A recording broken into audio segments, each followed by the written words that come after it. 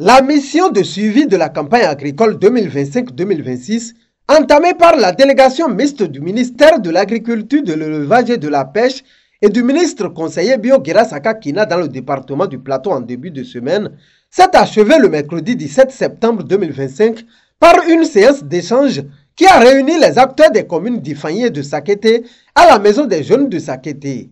Au cours de cette tournée, les membres de la délégation ont échangé avec les acteurs et fait le bilan à mi-parcours de la dite campagne. Nous avions circulé à l'intérieur du pôle de développement agricole du plateau pour suivre les réalisations physiques du gouvernement, suivre le déroulement de la campagne à cette date.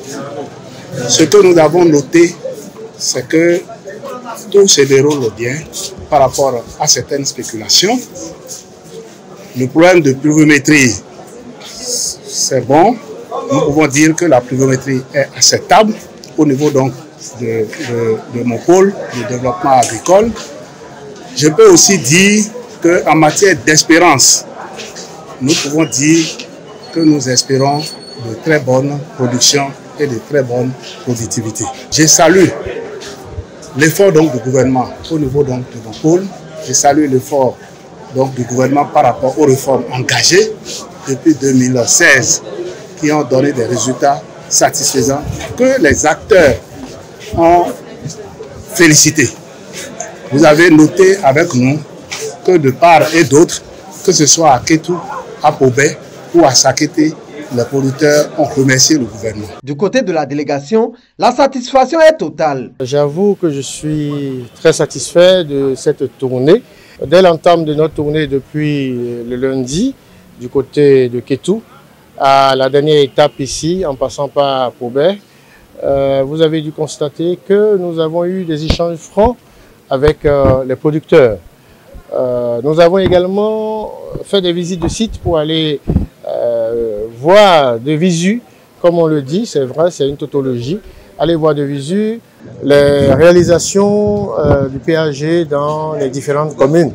Nous sommes allés visiter les centres de transformation des matières premières, des filières porteuses dans l'ATDA Plateau.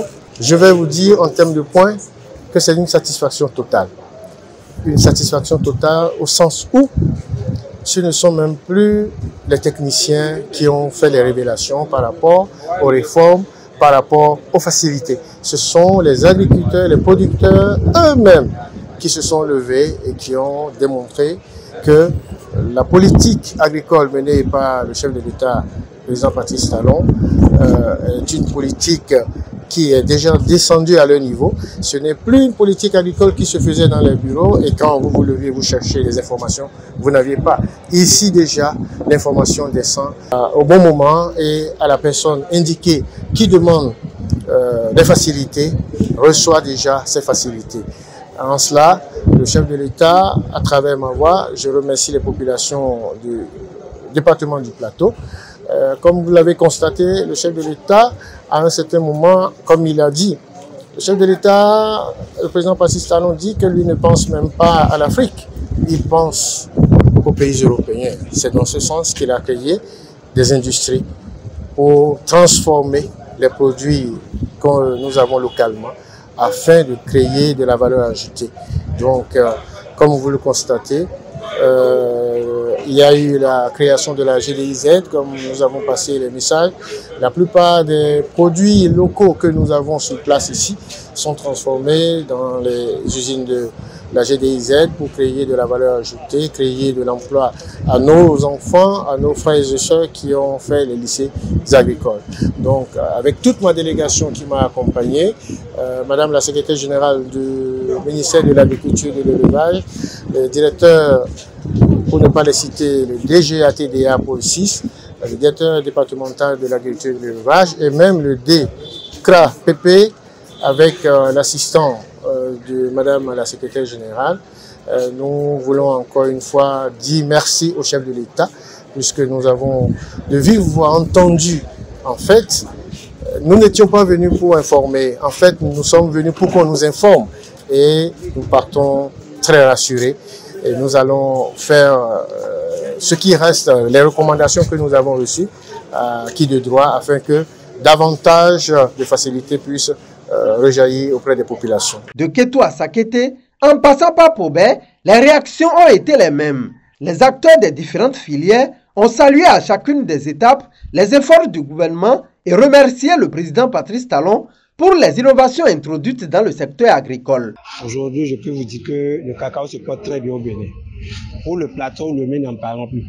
Dans le Koufou, l'Atlantique, le cacao après.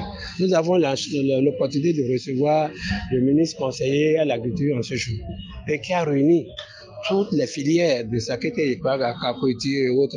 Vraiment, tout le monde était tellement satisfait. Aujourd'hui, tout est fixé.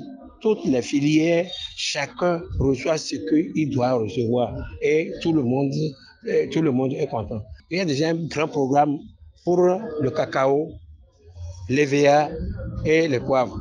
Tout est prêt. Et en 2026, les bonnes choses vont démarrer.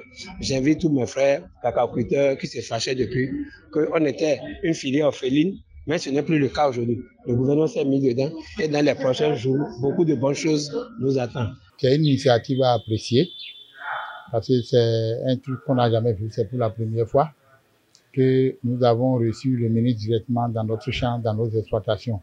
Ça, c'est à féliciter. Parce que en réalité, c'est vrai que nous avons eu des subventions, des investissements à partir de l'État dans nos exploitations, mais on n'a jamais connu une autorité venir quand même voir réellement là où l'État a mis son argent. C'est pour la première fois qu'on est en train de constater, c'est très important. Nous, on a eu beaucoup d'appui par rapport à notre cluster. Le cluster s'occupe de la plantation des palmeraies et nous produisions une quantité importante d'œufs. Et par rapport à ça, à cette activité, nous avons connu beaucoup d'investissements à travers la TDA, qui est le fonds du gouvernement, à travers l'installation d'un hangar de stockage, 2 tanks de 100 tonnes et de 5 tonnes, les investissements au niveau de nos plantations. Nous avons eu des plans en subvention qu'on a accordés aux agrégés qu'ils ont plantés. Nous avons eu des équipements d'entretien, beaucoup d'appuis, conseils et financiers que nous avons reçus du gouvernement. Merci au cher président Patrice Guillaume Athanas Talon pour l'initiative et le plus apporté réellement au secteur agricole dont je fais partie, dont je suis bénéficiaire à plusieurs titres. Et pendant ces mandatures, nous avons eu beaucoup d'appui, surtout beaucoup de subventions. Si je prends la filière palmier à huile, il y a eu des subventions de 2021, 2022, 2023 sur les graines, sur les plantules et les superficies ont augmenté. Je fais partie des bénéficiaires. Il y a les différentes filières. Il y a l'aviculture qui a eu les vaccinations, les produits alimentaires. Il y a la pisciculture aussi qui a eu les mêmes actions. Il y a la volaille. Il y a le maïs qui a eu les semences, la construction des infrastructures et l'appui à la facilitation aussi aux équipements de production tels que les tracteurs, les semoirs, même les tricycles pour réellement faciliter le transport des produits des champs vers les marchés, vers les maisons. Ces actions ont boosté réellement le développement du secteur agricole. Et quand je dis booster, non seulement ça a permis réellement d'augmenter les productions, mais d'améliorer aussi les revenus. Et en plus des revenus, vous allez constater aujourd'hui que réellement le marché du maïs carrément est à la baisse. C'est un peu les résultats réellement de la forte productivité. Et il était de question 2 ans, le maïs, le sac est allé jusqu'à 25, jusqu'à 35 000. Mais aujourd'hui, chose facile, vous allez avoir le maïs à portée de vous. C'est histoire réellement que les appuis ont porté leurs fruits. Et c'est sûr, d'ici là, ça va beaucoup plus changer. Parce que les variétés qu'on est en train d'installer, qu'on a déjà installées actuellement, ça va encore plus doubler cette production. Et notre crainte, c'est réellement le marché réellement pour écouler, surtout le maïs. Et ça a été une séance très riche, qui a permis de faire le point des réalisations du gouvernement dans la commune de Sakété et d'Ifani depuis 2016 jusqu'à maintenant. Ça a permis de voir les différentes réformes, les différents résultats que nous avons déjà obtenus à date et également surtout les perspectives. Ça a permis aux acteurs de poser également des doléances, des préoccupations en termes de difficultés et ces doléances, le ministre conseiller les a bien reçues et a promis faire un point fidèle au chef de l'État. Donc nous avons une très bonne impression par rapport à cette visite. La commune de Sakété est une commune essentiellement agricole et de surcroît la première commune productrice de palmiers à huile. L'équipe qui est venue avec tous les acteurs principaux de cette filière, ça a permis aux producteurs de poser toutes leurs préoccupations, nous-mêmes de faire des plaidoyers à l'endroit du gouvernement. Merci beaucoup au chef de l'État pour avoir vraiment mis en place cette réforme qui a permis à ce que les ministres conseillers soient en contact avec la population. Pour l'atteinte des objectifs de la campagne agricole 2025-2026, l'on appelle à mettre en pratique les enseignements reçus au cours de cette tournée. Le conseil que j'ai à leur prodiguer, c'est que les conseils qui ont été prodigués, que ce soit pour avoir le financement du Fonds national de développement agricole, que ce soit pour avoir des intrants, que ce soit pour améliorer leur production et leur productivité, ces conseils qui ont été prodigués par le ministre conseiller, par la secrétaire générale du ministère et par nous-mêmes, que ces conseils soient suivis pour que, au terme donc, de cette campagne, les résultats tels que nous sommes en train donc, de les espérer, que ces résultats soient atteints. Nous allons leur demander, par rapport aux relations d'affaires, parce que le chef de l'État a bien voulu que ces acteurs-là soient au centre de la promotion des filières. C'est pourquoi l'interprofession palmier à huile, par exemple, a été créée. Donc, au niveau de cette interprofession, nous leur demandons donc de jouer effectivement leur rôle. Nous allons travailler à leur côté pour que ce soit les relations fonctionnelles à leur niveau, que ce soit des relations interprofessionnelles ou que ce soit l'accord cadre qu'on aura d'ici 2 ou 3 ans, que cela puisse être une réalité. Donc, nous avons pris l'engagement auprès donc, des acteurs de promotion donc, des différentes filières qui sont invités au niveau des 3 communes. Nous avons pris l'engagement de les accompagner et que les ressources qui sont mises à notre disposition, ces ressources seront gérées à bon escient.